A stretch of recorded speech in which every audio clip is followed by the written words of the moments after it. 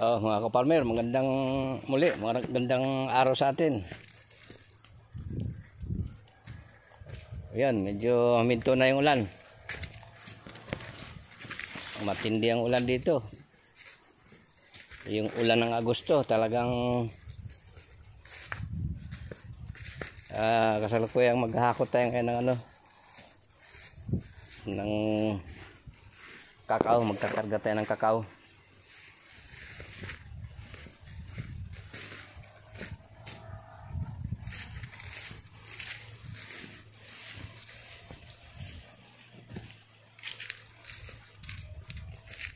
Pipiliin lang natin yung medyo talagang malalaki na para i-graft natin doon tayo mag-grafting sa bahay.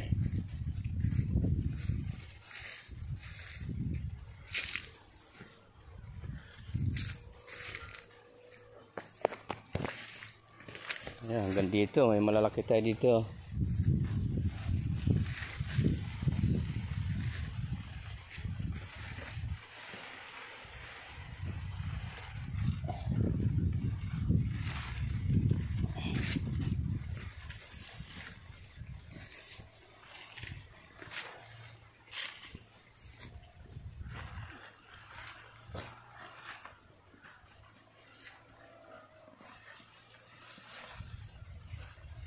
Dyan. Pinubaran mo yung init Ayaw mo magsuot ng damit. Lalong mainit. Nako. Bahala ka nga. Dinala na kita ng maraming damit.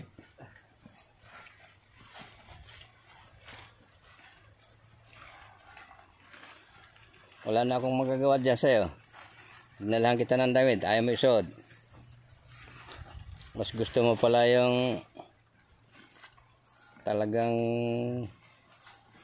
bagay. Ngayon lang sumikat yung araw. Kahapon binakbakan kayo ng ulan, nagtatabas kayo.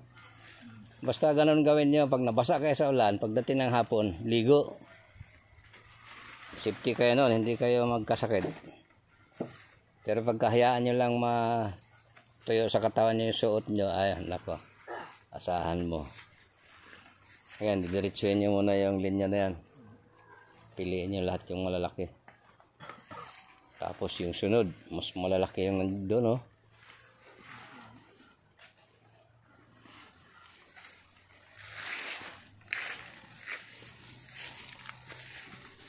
Lumakas na yung ilog natin dyan, May tubig na. Tingnan natin. Talagang sagad ang ulan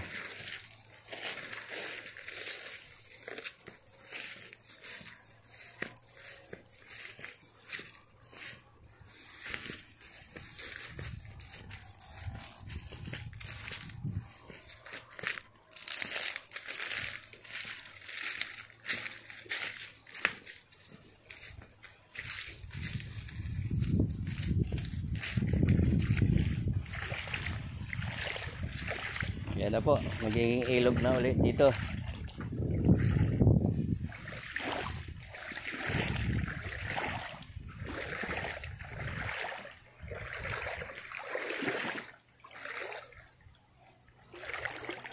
Lumakas na yung tubig.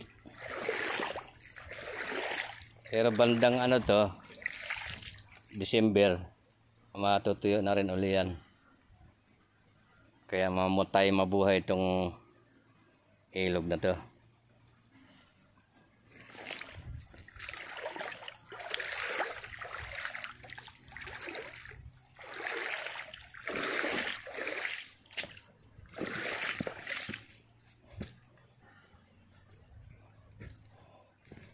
May supply tayo ng tubig hanggang dito December. Kung magdidilig tayo, harangan lang natin yan dyan sa salok ng tubig. At yan na naman ang damo. Talagang dahil siguro sa taba ng lupa, kaya ganyan.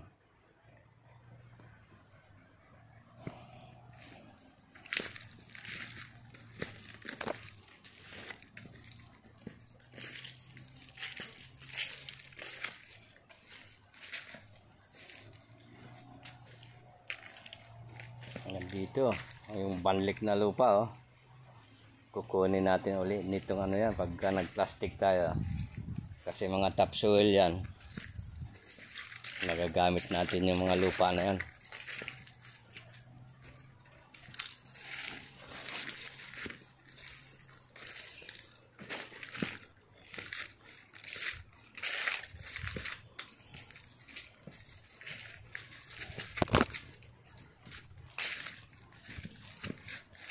Talagang nabuhay na uli yung ating ano,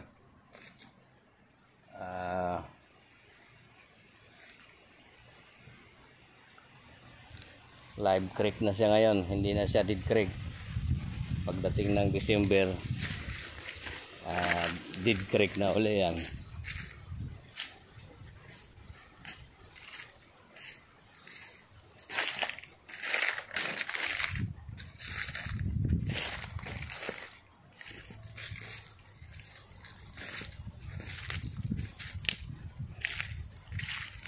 Kasi yung mga kalakasan ng ulan, mga kaparmer, yung Agosto saka September yung mga patay na ilog mabubuhay dyan sa panahon na yan, mga patay na ilat. So pero yan, kung bandang September dadagdagan pa yan, huling ano na yon, pagdating ng October medyo papasok na unti-unti yung ano natin,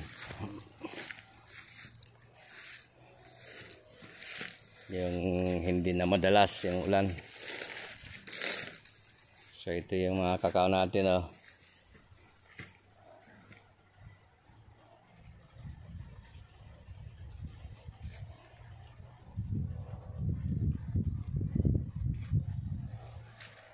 So dadalhin natin sa bahay, pero medyo dilaw na doon natin pare-recoverin sa bahay, bunuhan, at doon na rin dudugtungan.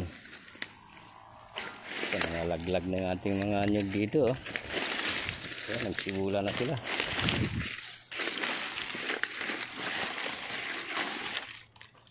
Yan, nagbunto na sa puno yung ating mga anyog.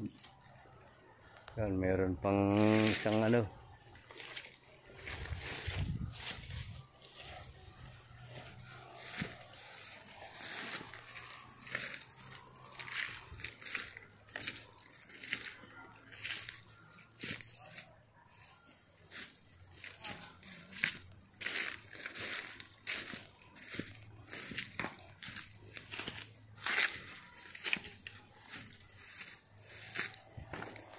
lalo na dito, oh.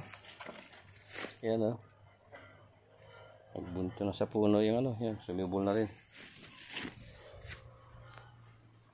Oh. Dami sa taas, oh. Mabagsak pa yan.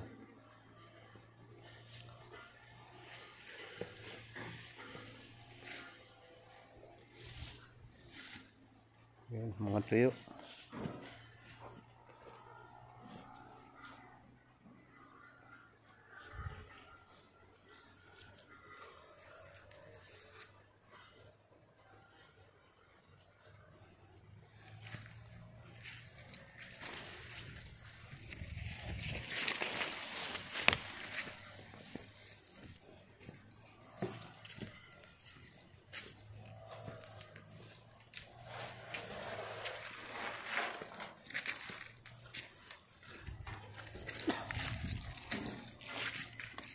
Yan, ganda, oh. Tataba ng puno.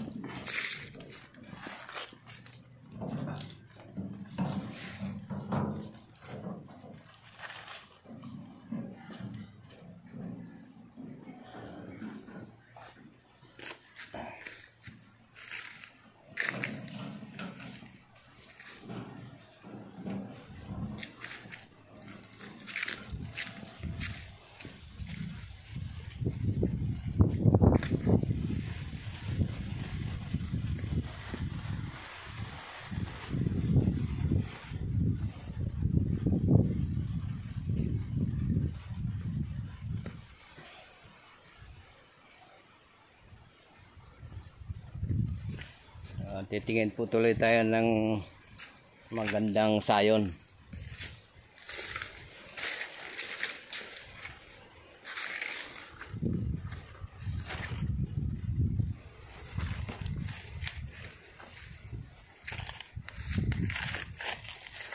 Maganda yung may mga ano na eh. Yung may mga supang ba sa gilid.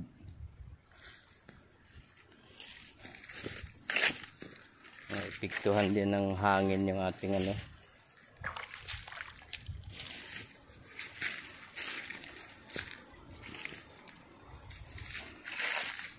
Yung ating mga kakao. Yan eh. Hindi masigla yung mga dahon.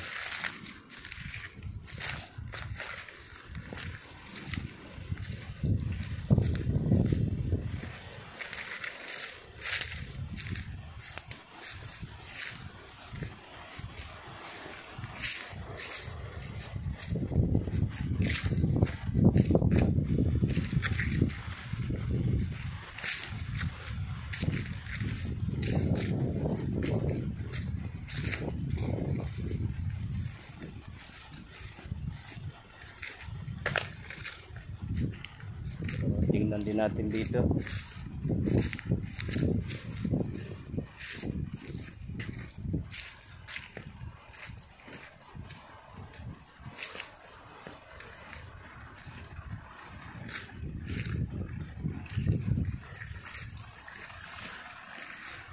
Nabarahan pala yung ano. Kaya pala umaapaw dito. Nabarahan pala yung imburnal natin.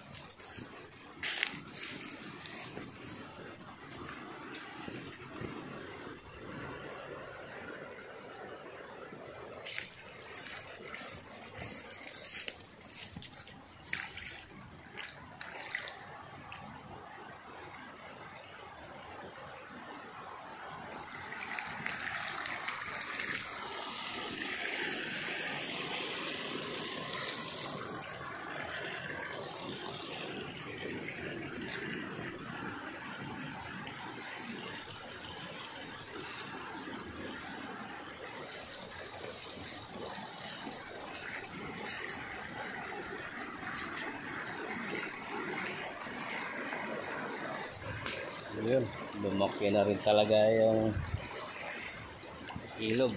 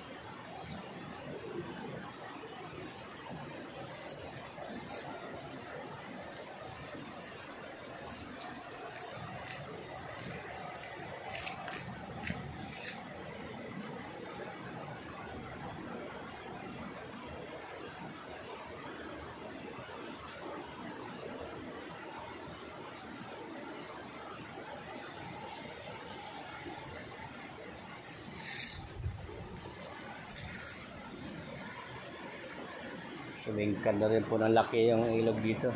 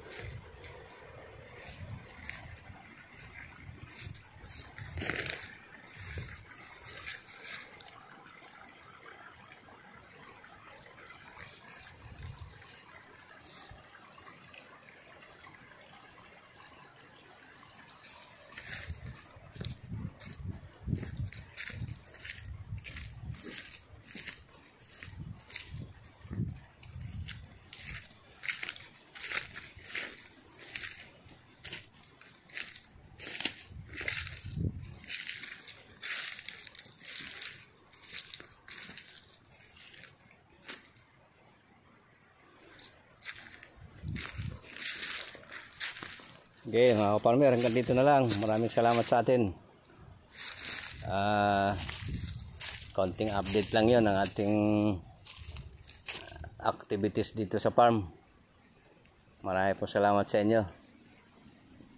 At sana yung mga bagong mga panood, paki-subscribe natin. At doon sa mga ka-TH, wala muna tayong TH ngayon. Pero by December, marami tayong i-explore.